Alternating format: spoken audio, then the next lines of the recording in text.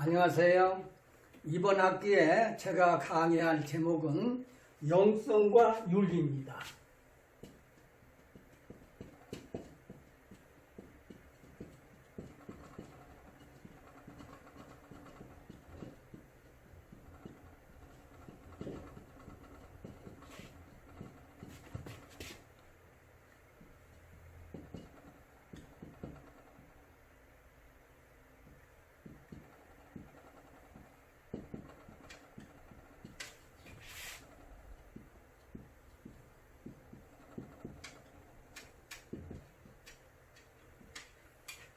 우선 강의에 들어가기 전에 학점에 대해서 이야기하겠습니다.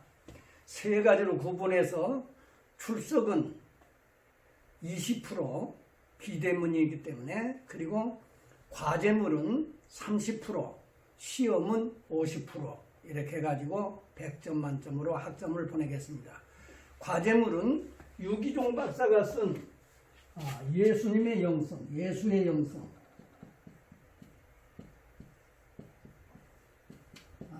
이 책을 읽고 썸머리를 하되 A4 용지로 11포인트 되는 글씨 크기로 5페이지를 하고 1페이지는 그 책에 대한 서평을 합니다. 그러니까 단순한 썸머리가 아니고 레프터입니다. 이렇게 해서 6페이지를 제출해 줄 것을 꼭 부탁합니다. 자, 그러면 이 과목은 두 개의 과목이 연결이 된 이야기입니다. 영성이라고 하는 이야기와 윤리라고 하는 과목이 합쳐져 있는데, 이 두 가지를 한마디로 말하면 정의해서 제가 여러분이 알기 쉽게 얘기하겠습니다. 첫째로 영성이 없는 윤리는 위선이다.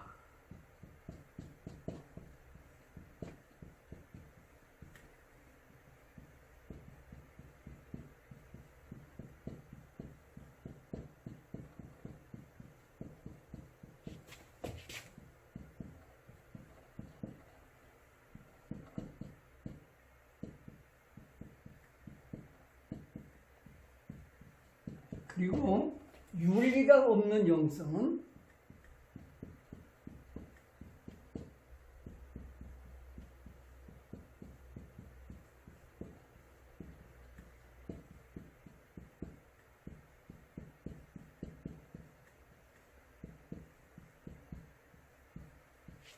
허위다.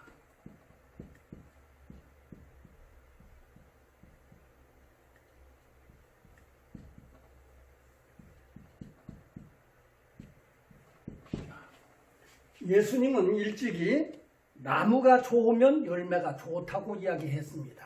그리고 예수님의 공생의 생애 속에서 바리새인과 서기관들을 가장 많이 비판을 했는데, 특히 바리새인들은 유대 종교에서 하나님 뜻대로 잘 산다고 생각하면서 자기들은 하나님에게 특별히 선택받은 그런 사람들로 특권의식을 갖고 있었던 사람들입니다.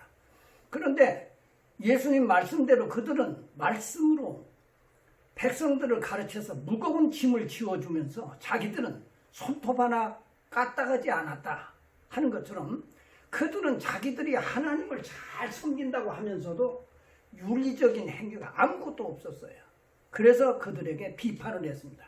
그러므로 예수를 잘 믿는다고 하는 말은 내가 남에게 어떠한 그러한 자기 선전을 하는 것으로 예수를 잘 믿는 것이 아니라 자기 생활의 열매가 예수를 잘 믿는 사람인지 잘 못 믿는 사람인지를 나타내게 됩니다.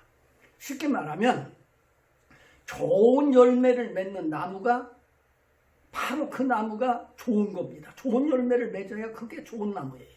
근데 만약에 좋은 열매를 맺지 않는 나무가 어떻게 좋은 나무가 될 수 있느냐? 그러니까 영성이 없으면 좋은 열매도 맺을 수도 없고, 또 좋은 열매가 없으면 영성이 있을 수도 없다는 얘기야.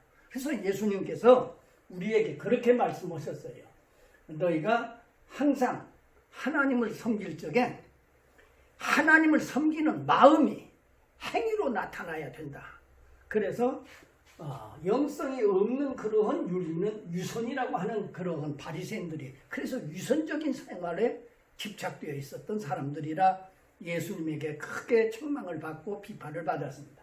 반대로 윤리가 없는 영성은 허위입니다. 어떤 사람이 윤리는 하나도 안 나타나는데 그 사람이 자꾸 신앙생활을 잘한다고 한다 이 말이에요. 그런다면 그 사람은 거짓입니다. 쉽게 말하면 한국에 지금 코로나를 가장 퍼튼 사람이 누구냐? 정광훈인데, 정광훈이 말하기를 뭐라고 말하는 거니? 나는 하나님과 통하는 한국의 보네포처럼 자기를 생각합니다. 굉장히 훌륭한 것 같이 보입니다. 남들이 볼 때는. 그러나 그의 열매가 다른 사람에게 좋은 열매가 되지 않았어요. 그래서 그런 사람을 하나님과의 좋은 영성을 가진 사람이라고 말할 수 있느냐? 나는 그렇게 보지 않습니다. 좋은 열매를 맺는 사람은 좋은 영성을 가지는 거고, 좋은 영성을 가진 사람은 좋은 열매를 맺는 겁니다. 우리가 예배를 대면 예배 보는 거 참 중요합니다. 그러나 그 대면 예배보다도 더 중요한 것은 예배의 정신입니다. 예수님께서는 뭐라고 했는 거니? 너희가 산 제물이 되라고 하면서 하나님의 선하시고 미쁘시고 선하신 뜻이 무엇인지 분별하도록 하라. 그렇게 말했어요. 그것이 산 예배라고 했습니다. 다시 말하면 우리가 하나님의 뜻을 쫓아가는 것이 하나님을 잘 섬기는 목적이에요. 그러므로 대면 예배만 드렸는데 사람들에게는 생명에 위협을 주게 만드는 국가적인 방역에 반대하는 길을 걸어간다면 생각해 봐야 되지 않습니까? 나는 교회가 이렇게 문 닫혀 있는 것을 참 가슴 아프게 생각합니다. 그러나 그것은 어쩔 수 없는 일입니다. 지금 나라가 어려움에 봉착해 있으니까 예수 믿는 우리가 앞장서서 이런 일을 잘 앞장서서 막아갈 수 있는 본이 보일 때 많은 사람들에게 큰 덕이 되지 않겠습니까?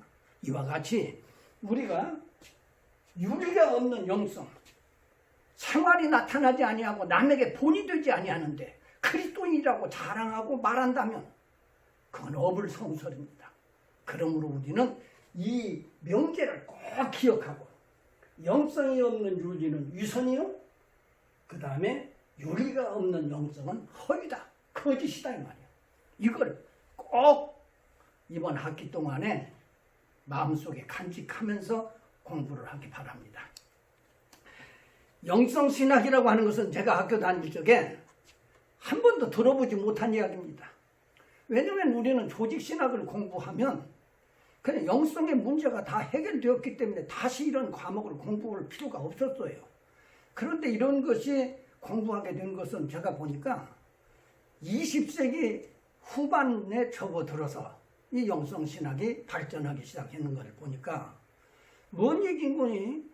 천주교의 신부가 이 불교인 중들과 관계하면서 그 영성의 문제가 대두되게 되고, 불교로부터 천주교 신부가 영성을 공부하고 그 다음에 그것이 기독교에 들어와서 영성신학이라는 것이 70년대부터 많이 번지기 시작한 것 같아요. 내가 공부 끝나고 난 다음에. 그래서 이런 영성이 나오는데, 우리가 이 영성을 공부하려면 불교와 기독교를 조금 비교하면서 이 공부를 해야 돼요. 왜냐하면 기독교의 영성은 불교의 영성과 100% 다릅니다. 출발은 같이 그 영성에 대해서 관심을 가졌는가는 몰라도 의미가 다르기 때문에 잘 알아야 됩니다. 왜냐하면 불교는 생각하기를 그렇게 말합니다. 사람은 태어날 때 불성을 가지고 태어났다. 그래, 불성. 그렇기 때문에 이 불성이 사람에게 있는 108번뇌, 중들이 목에다가 염주를 끼고 다니는데 알이 108개예요. 그것은 이 세상의 모든 염려, 걱정이 108개가 있다는 겁니다.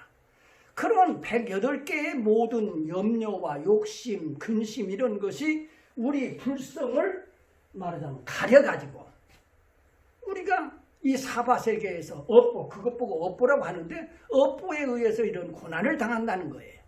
그러므로 이것을 크게 없애기 위해서는 두 가지 종교가 있어요. 불교에서는.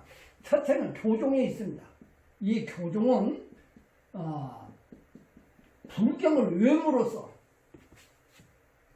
나가 무념무상 생각하지도 않고 마음에 비어있는 그런 무념무상의 세계가 되면 이런 사람을 가리켜 불타 깨닫는 사람, 깨닫는 사람이 되어지면 말하자면 석가모니처럼 이렇게 부처가 되는 이것이 영성의 회복입니다. 그러니까 불교는 쉽게 말하면 자력으로서 영성입니다. 자력, 자기가 힘으로서. 그래서 교종에 있는가 하면 이거는 불경을 외는 법을 외는 것을 통해서 그런 무념무상에 들어간다면 선종이 있어요.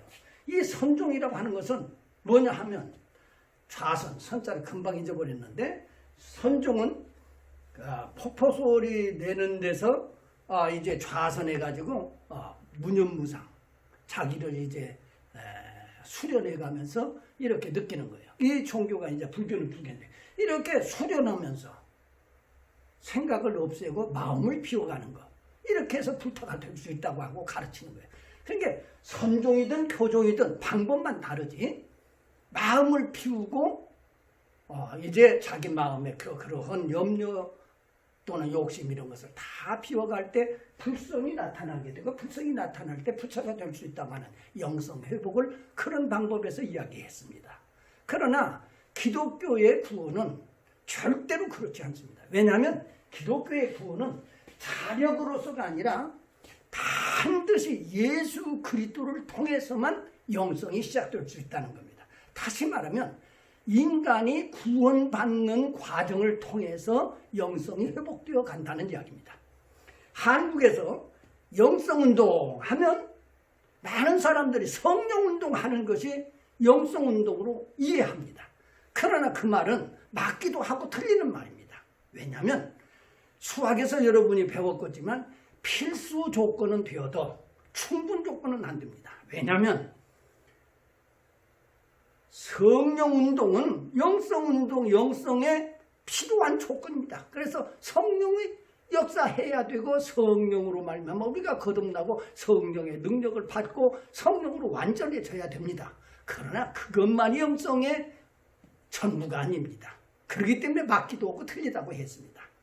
이와 같이 기독교는 이제 구원론을 통해서 이루어지는 영성이에요. 그러므로 이 구원론에서는 가장 중요한 것이 감리교회 웨슬레의 구원의 7단계를 통해서 우리가 이 영성을 공부하는 것이 옳을 것 같습니다.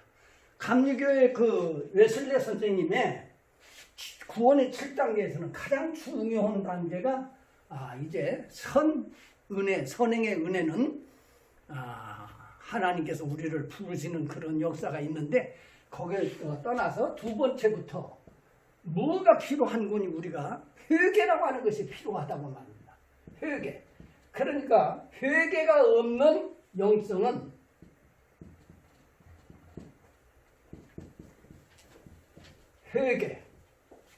회개가 없는 영성은 시작될 수가 없습니다. 그래서 우리는 반드시 회개가 있어야 영성이 시작된다. 그래서 웨슬레 선생님이 말씀하기를 회개는 구원의 문이다. 그랬어요. 그러니까 기독교인이 회개가 없이 영성이 시작이 될 수가 없어. 그래서 이 회개라고 하는 것이 참 중요한 건데 한국교회에 있어서도 가장 큰 문제는 이 회개가 간과되고 있다는 이야기입니다. 70년대, 80년대 한국교회가 산업화되면서 축복 논리에 매몰되어 가지고 기독교의 가장 중요한 회개 신앙이 간과되어 버렸습니다. 그리고 성도들이 회개라고 하는 말을 하면 내가 무슨 큰 죄인이가 안돼 자꾸 죄를 회개하라고 하냐 기분도 안 좋아하기 때문에 성도들도 안 좋아하기 때문에 목사님들이 그거에 대해서 자꾸 말할 수가 없게 돼가지고 그게 간과되었어요. 그러나 우리는 하나 알아야 될 것은 회개가 없이 하나님께로 돌아가는 법은 없습니다. 그래서 가장 중요한 것이 회개인데 많은 사람들이 회개가 무엇인가를 잘 모르는 사람들이 많이 있어요. 회개. 첫째 회개는 세 가지 에피스트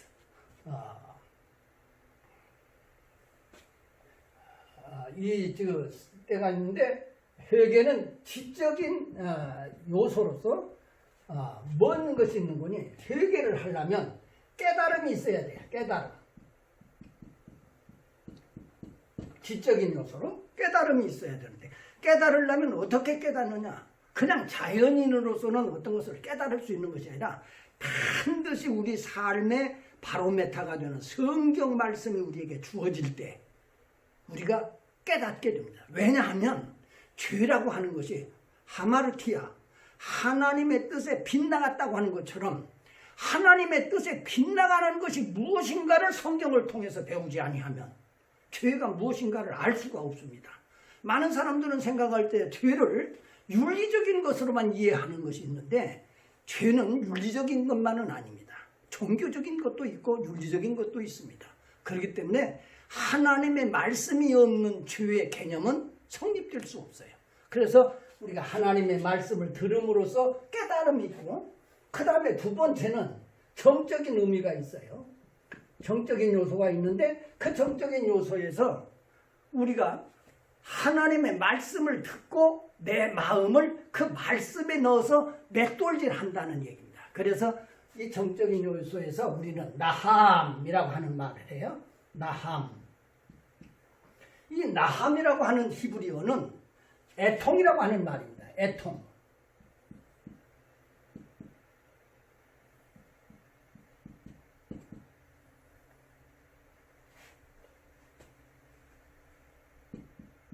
이렇게 써야 돼요.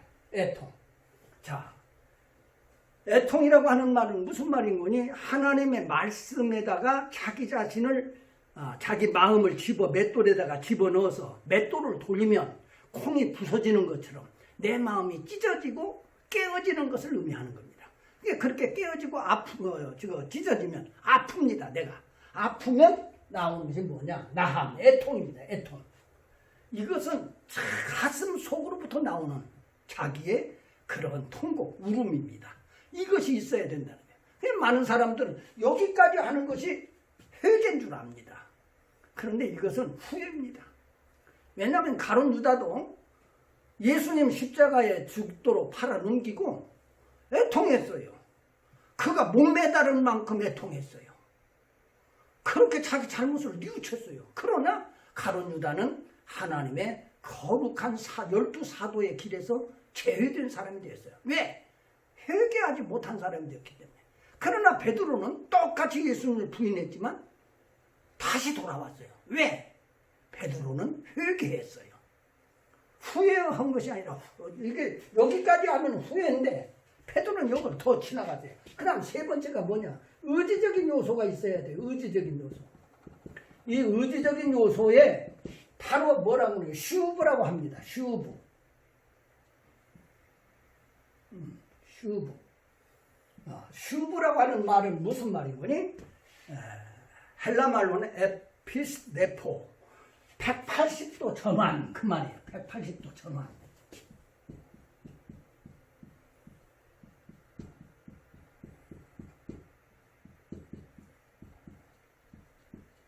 전환. 돌아선다 이 말이에요. 180도. 오른쪽으로 가던 사람이 이렇게 돌아서서 왼쪽으로 가야 돼요. 그럼 어떤 사람 전환하라고 하니까 뺑 돌아서 360도 돌아가고 다시 제대로 돌아오는 사람이 있어요. 이거는 회개가 아닙니다. 반대편으로 가야 된다는 말이에요. 하나님을 저버렸던 사람이 하나님께로 향하고 하나님의 명령을 불순종했던 사람이 순종하는 자리로 돌아오는 것. 이것이 회개입니다. 그러므로 우리가 슈브, 다시 말하면 180도 전환이 없이는 그 사람은 절대로 회개한 사람이 아닙니다.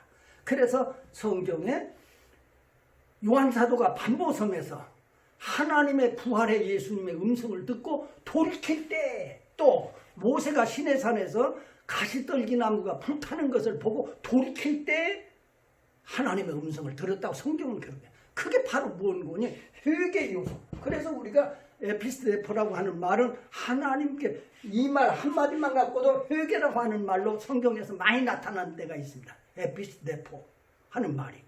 그런데 여기서 하나 더 들어가서 회개 열매가 있어야 됩니다. 회개 열매. 회개지과.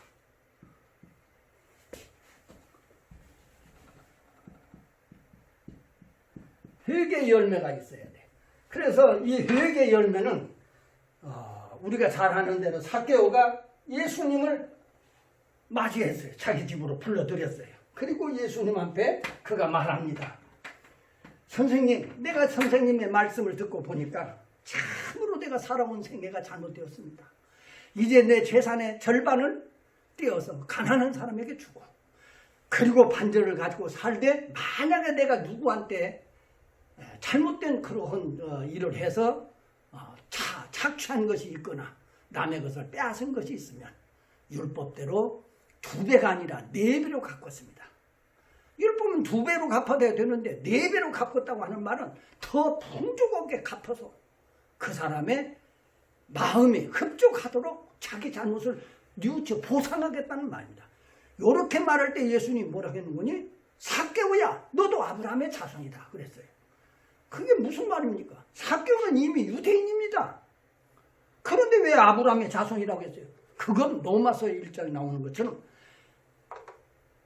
표면적인 유대인, 아브라함의 말하자면 피를 받은 것만이 아브라함의 자손이 아니라 믿음으로 아브라함의 자손이 되었다고 하는 것을 말한 것처럼 바로 삭개오가 이제 믿음으로 아브라함의 자손이 되었다고 하는 그런 말입니다. 이와 같이 우리가 이 4가지의 얘기가 결부되지 아니하면 회개가 있을 수 없습니다. 그 회개가 없이는 기독교의 영성은 시작되지 않습니다. 그러므로 기독교의 영성은 가장 먼저 이루어져야 될 것이 회개운동입니다. 많은 사람들에게 회개운동, 그 회개운동은 자연인이 예수 믿을 적에 회개할 때는 구원을 얻기 위한 회개지만 또 은혜 받고 하나님 말씀대로 성령의 은혜를 받고 하나님 뜻대로 살아간 사람은 그때그때 지은 자범죄를 날마다 회개하고 돌이키는 은혜가 없이는 우리가 성화되어 갈 수가 없습니다. 왜 오늘날 기독교인들이 많은 사람들에게 비판이 됩니까? 그것은 내가 볼 때는 회개운동이 없고 자기 잘못을 뉘우치지 않기 때문에 자기의 그런 행위를 뒤돌아보지 않기 때문에 이런 과오를 범할 수 있습니다. 이런 과오에서 우리가 기독교가 다시 살아나고 많은 사람들 앞에 사랑을 받을 수 있는 길은 우리 스스로가 우리의 잘못을 뉘우치고 모든 사람들 앞에서 본이 되고 모범된 그런 생활을 하게 될 때 기독교는 다시 살아날 수 있습니다. 여러분은 알아야 됩니다. 이스라엘 백성들이 바벨론 포로로 잡혀갔습니다.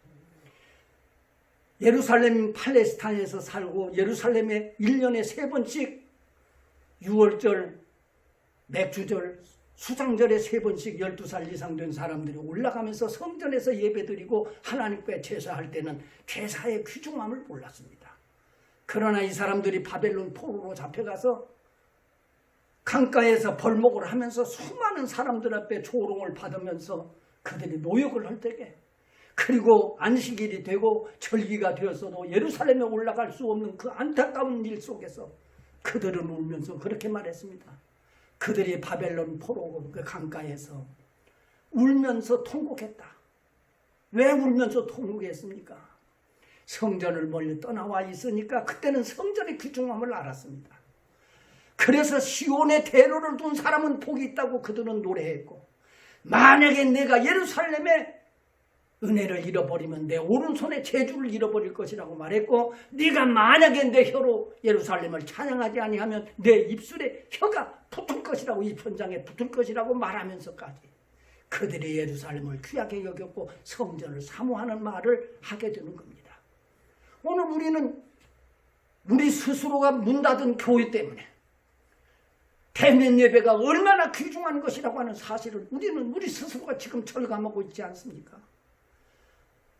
우리가 어떤 의미에서 대면 예배 드리지 못하는 건 안타까운 일이지만 바벨론이 포로되었던 이스라엘이 성전의 귀중함을 깨달은 것처럼 우리는 이런 어려움 속에서 하나님을 섬기는 것이 무엇인가를 더 깨닫게 되고 하나님을 어떻게 섬겨야 될 것인가를 다시 돌이킬 수 있는 계기가 된다면 이것은 화가 아니라 축복이 될 것입니다. 그러므로 우리는 이 영성이라고 하는 것을 이루기 위해서 먼저 회개운동을 교회가 철저히 해야 된다. 그 다음에 두 번째는 구원을 받기 위해서는 믿음이 있어야 됩니다. 예수 그리스도를 믿는 믿음. 여러분, 믿음이라고 하는 게 뭡니까? 하나님 앞에 자기 자신을 신뢰하는 겁니다. 쉽게 말하면 내 주장대로, 내 뜻대로, 내 마음대로 살던 사람이 이제는 예수님을 내 인생의 주인으로 모시고 그 예수님의 명령과 뜻을 따라서 살겠다고 하는 것이, 그것이 우리의 믿음입니다. 많은 사람들이 믿음이라고 하는 것을 잘못 생각하고 그냥 어떤 사람들은 자기가 생각하는 신념, 그것을 신앙으로 생각하는 사람 많습니다. 이게 잘못된 그러한 오해입니다. 신념과 신앙은 다릅니다. 많은 사람들이 그렇게 이야기합니다. 코로나가 와도 성령 충만하면 우리는 코로나를 이길 수 있습니다. 예, 나도 그렇게 믿습니다. 또 코로나가 걸려도 우리는 병에서 고침받을 수 있습니다. 그래요, 나도 그렇게 믿어요. 그러나 그건 내 생각으로 되는 것이 아니라 하나님이 원하는 뜻대로 행하시는 일입니다. 어떤 사람들 얘기를 중에 그래요. 바벨론 포로가 잡혀갔던 다니엘이 사자굴 속에 들어갔을 적에도 그는 건진받았다. 예, 건진받았지요. 나도 그렇게 믿습니다. 그러나 코로나에서 우리가 건진받는 건 하나님의 뜻에 있습니다. 아무데나 돌아다니면서 마스크도 안 쓰고 사람들과 대면하면서 침 튀어박이면서 아무데나 돌아다니면 그 사람 절대로 코로나 안 걸립니까? 천만의 말씀입니다. 단박에 걸립니다. 단박에. 여러분, 그러므로 우리가 깨달아야 그러한 잘못된 자기 신념을 신앙으로 착각해서는 안 됩니다. 그러면 신앙이 뭐냐? 하나님 앞에 자기 자신을 맡기는 거예요. 맡기는 거. 그러면 맡기는 것이 하려면 어떻게 해야 돼요? 그래서 우리가 신앙생활을 하게 되면 예수님을 주님하고 부릅니다. 주님. 주님이라고 하는 말은 큐리오스라고 하는 말인데, 이 큐리오스라고 하는 말에는 세 가지의 의미가 있습니다. 주님은 나의 인생에 있어서 왕입니다. 왕입니다 라고 하는 뜻입니다. 그러면 왕이면 내가 어떻게 합니까? 주님한테 순종해야 돼요. 순종. 왕이니까 절대 아니요, 충성해야 돼요. 충성. 순종해야 돼요. 잘못했어요. 충성. 여러분, 왕 앞에서 자기 생명을 다해서 그분을 위해서 정성으로 섬기고 그분의 뜻대로 복종해야 됩니다. 그 다음에 두 번째는 이렇게 왕입니다. 그러니까 그분의 명령에 살고 그분의 명령에 죽을 수 있는 게 그게 이제 신하들의 도리입니다. 그 다음에 두 번째로 주님 할 때는 그게 나의 주인입니다. 그 뜻입니다. 주인. 주인이라고 하는 말은 아까 말한 대로 순종이에요. 순종. 순종. 순종을 해야 돼요. 그러니까 주인이 죽으라면 죽는 것이 종이 하는 일입니다. 둘로스라고 하는 말은 노예라고 하는 말인데, 노예는 생명도 내 것이 아닙니다. 그러니까 시간도 재산도 모든 것도 주인을 위해서 있는 겁니다. 그게 종입니다. 그러니까 우리가 주님 할 때는 내가 당신의 종입니다. 둘로스. 종입니다. 세 번째는 당신은 나의 남편입니다. 부부라고 하는 때 남편이라는 이야기, 남편. 평가 또 이거는 부라고 쓰자고요. 남편입니다. 남편이면 어떻게 해야 돼? 우리는 사랑해야 돼요. 남편은. 우리 한국말 중에 우리라고 하는 말이 참 좋은 말이기는 한데, 남편을 할 때도 우리 남편이라고 하면 큰일 납니다. 아닙니다. 남편은 나의 남편입니다. 그래서 남편은 하나여야 돼요. 하나라고 하는 말은 사랑도 하나여야 되고 그분을 의지하는 것도 하나여야 됩니다. 그래서 이렇게 일편단심 주님을 대한 사랑을 갖고 주인처럼 순종하면서 왕처럼 절대적으로 복종하고 순종해 가는 것이, 그것이 믿음입니다. 믿음의 생활이라고 하는 것은 그저 성경 글 읽고 믿습니다 하는 게 믿는 것이 아닙니다. 믿음은 구체적으로 주님을 내 왕으로 내 인생 속에서, 내가 주인이 아니라 이제부터는 주님이 내 인생의 주인이 되고, 그 다음에 그분은 나의 왕이 되어서 내가 그분의 명령에 죽고 사는 그러한 명령에 순종하는 사람, 그분을 나의 남편으로 여기고 나의 정성과 나의 마음과 내 뜻과 그리고 그를 의지하고 사는 마음이, 사랑이 그분 하나만. 절대로 그래서 돈과 하나님을 섬길 수 없다고 하는 것처럼 돈을 사랑하는 사람이 하나님의 남편이 될 수 없습니다. 하나님을 남편으로 섬길 수 없어요. 이런 믿음을 가질 적에 우리가 영성을 가질 수 있는 그런 이제 기초가 되어가는 겁니다. 그러려면 이렇게 여러분이 구원을 받으려면 어떻게 했느냐? 그냥 받는 것이 아니라 성령으로 거듭나야 된다고 했어요. 예수님이 요한복음 3장에서 물과 성령으로 거듭나지 아니하면 하늘나라를 볼 수도 없고 갈 수도 없다고 했습니다. 그게 무슨 말입니까? 물이 뭡니까? 침례교에서는 침례라고 말합니다. 그러나 기독교 개신교, 다른 개신교에서는 물은 말씀입니다. 베드로전서 1장 23절에 보면 말씀으로 거듭난다고 했어요. 이게 우리가 말씀을 들음으로 거듭나는 거고 성령으로 거듭나는 겁니다. 그러니까 구원을 받더라도 중생의 성령이 역사하지 않으면 구원받을 수가 없는 겁니다. 그러므로 우리가 이제 영성의 역사는 회개도 성령이 부어져야 회개가 하지만 또 구원도 중생의 성령이 내 마음속에서 역사할 때 내가 회개 구원에 이를 수 있는 겁니다. 그 구원으로 끝나는 것이 아니라 우리 감리교는 세 번째 들어가서 더 중요한 것이 뭐냐? 성화입니다. 성화. 생크티피케이션이라고 하는 성화. 예수님을 닮아가는 겁니다. 성화라고 하는 것은.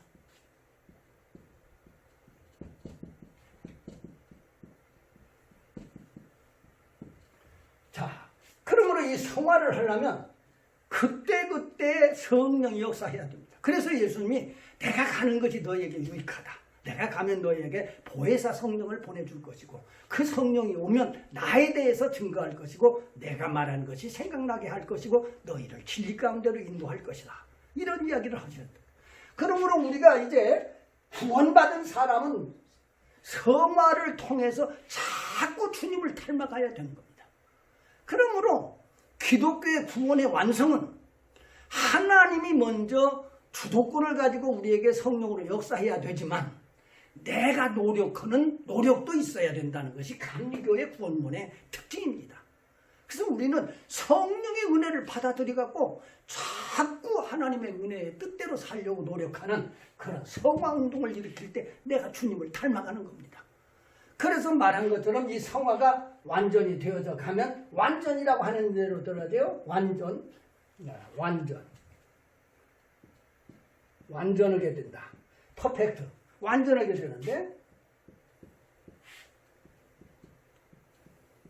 퍼펙션. 완전하게 돼요. 자, 이 완전하게 된다고 하는 말은 천주교에서 말하는 완전과 개신교에서 말하는 완전이 다릅니다. 천주교에서는 예수님의 품성을 전부 닮아가는 것을 완전이라고 이해하는데 웨슬레는 순종과 사랑에서 예수님을 닮아가는 거다. 그건 언제 그러냐? 죽을 적에 그렇게 된다. 그렇게 보는 거다. 그래서 나는 웨슬레 이야기가 천주교 이야기보다 더 타당하다고 생각한다. 왜냐하면 이런 것은 죽어보고 마지막 종말이 와봐야 확실히 알 수 있는 것이지 무엇이 옳다고 누가 판단할 수 있습니까? 그러나 내가 학문적으로 볼 때는 감리교 웨슬레가 본 것이 순종과 사랑이라고 하는 입장에서는 주님을 닮아갈 수 있는 것이 아닌가. 그래서 주님의 인격에까지 자라날 수 있는 것이 아닌가. 이렇게 생각하기 때문에 완전히 됩니다. 그 다음에 마지막이 영화. 영화라고 하는 것이 감리교 구원의 마지막 단계인데 우리가 예수님 다시 재림해서 우리가 완전히 예수님처럼 변화된다는 말이에요. 그래서 찬송할 때 그 손의 못자국으로 알겠네 한 것처럼 우리 인격이 예수님처럼 닮아간다는 얘기입니다. 이게 우리의 영성의 완전한 회복입니다. 이렇게 될 때 우리는 아담의 영성이 아니라 창조할 때 에덴 동산에서 만들었던 임마고대 하나님의 형상,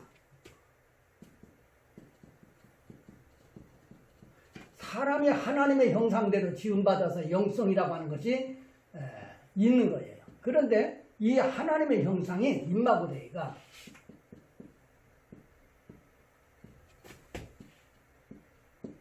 바로 어디에서 이루어지느냐 하면 영화 될 때 이루어지는데 그 영화는 예수님의 인격에까지 예수님이 인간이 되셔서 이 세상에 오셔서 33년 사셨을 때 가졌던 그 인격 그걸로 회복되어지는 아담의 인격보다 더 한계층 높은 인격으로 우리가 영성이 회복되는 것이 기독교 영성의 목적입니다.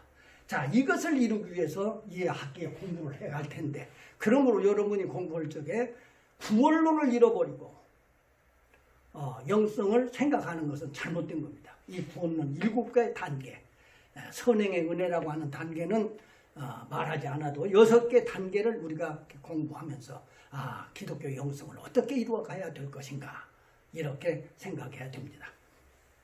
자, 그러면 이제 이번 학기에 기독교 영성에 대해서 말할 적에 기독교 영성이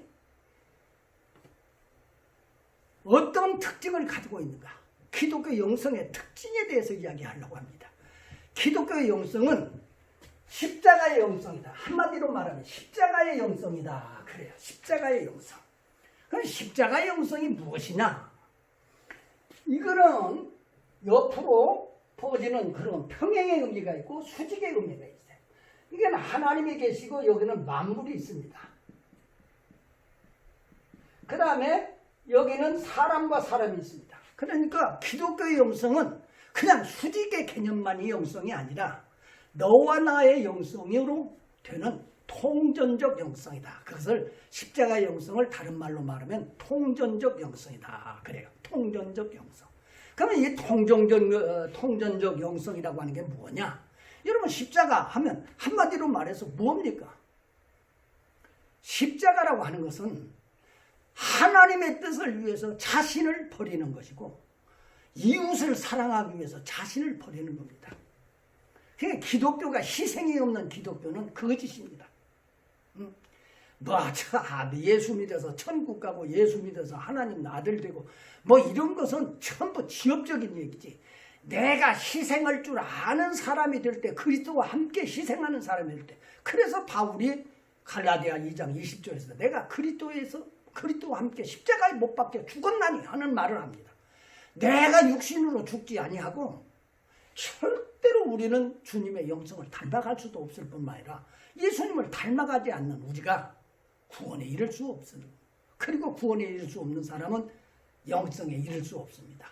그러므로 희생, 바로 주님의 뜻을 위해서 내가 희생하고 이웃을 사랑함으로 내가 희생할 수 있는 그래서 우리의 영성은 하나님과 나의 관계만 잘하면 되는 것이 아니다. 오늘 여기서 보수적인 얘기하는 사람들은 자꾸 무엇을 얘기하는 거니? 하나님 앞에 대면 예배를 통해서 하나님 기쁘게 하는 것 이런 것을 주장하는데 그거 옳기는 옳습니다. 그러나 한 부분입니다. 그에 못지않게 내 이웃을 다 내 몸처럼 사랑하는 마음 그것이 없이 하나님만을 사랑한다고 하는 말은 거짓된 얘기일 수도 있습니다. 그러므로 우리가 항상 이웃을 사랑하는 마음과 하나님을 섬기는 마음 이 두 가지가 이어지는 영성 통전적 영성이 기독교의 영성이다 하는 것을 우선 이 강의에서 서론에서 여러분들이 절대로 이 강의한 것은 가장 중요한 것만 얘기했으니까 이걸 잊어버리지 말고 마음속에 넣어가면서 이것을 하나하나 풀어갈 겁니다. 그럴 테니까 여러분들이 이 강의를 잘 듣고 여러분들의 목회에서 여러분이 좋은 영성을 가지고 좋은 윤리 생활을 할 때 교회는 저절로 붕될 겁니다. 그러나 좋은 영성도 없고 좋은 윤리도 없는데 교회가 부흥되기를 바라면 그거는 종교인들의 사기적인 장사입니다. 나는 여러분이 종교의 사기적인 장사꾼이 되지 않기를 바랍니다. 그러려면 어떻게 하냐? 영성을 주님처럼 닮아야 되고 주님처럼 아름다운 그런 윤리적 생활을 열매 맺혀서 많은 사람 앞에 본이 되고 덕이 되고 모든 사람이 존경하고 따르고 칭송할 수 있는 사람이 될 때 교회는 하나님 은혜 가운데서 날로 부흥되고 성장될 수 있을 것입니다. 바로 영성과 윤리 그것은 교회의 부흥의 밑바탕이요 근본임을 깨닫고 여러분이 이 강의를 잘 들음으로 여러분이 학문적으로 큰 것은 다른 사람을 가르칠 수 있는 학문은 못 가져도 괜찮습니다. 그러나 이 강의를 통해서 여러분이 첫 번 강의로부터 마지막 강의를 받을 때 여러분이 변화되어서 예수님처럼 닮아가는 마음이 조금이라도 생겨났다면 내 강의는 분명히 실패하지 않고 성공했을 겁니다. 나는 여러분이 이 강의를 통해서 영성이 회복되고 좋은 윤리적 열매가 맺혀지는 그런 시간이 되기를 주 예수의 이름으로 축원합니다.